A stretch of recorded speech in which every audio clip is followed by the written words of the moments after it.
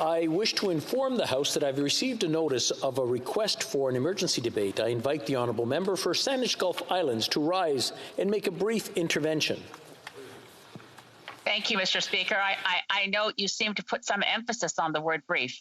I'll do my best, but it is an emergency. And the request that I bring to this House, I think will find sympathy with many members of this House, but it's only your sympathy that I seek, to have an emergency debate this evening on the rising problem of variants of concern, the fact that Canada remains at this point and is, as number of members have just mentioned in question period, in a third wave.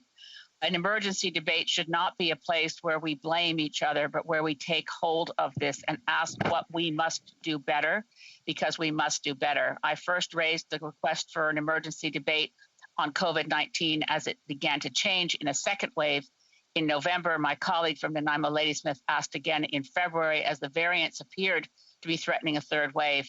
We're now in that third wave. There are many aspects of this to discuss, but I think the central question is whether we all collectively at different orders of government need to shift from bending a curve to going to zero COVID, to actually work to eliminate COVID from Canada by learning from what the Atlantic province is doing and what other provinces did.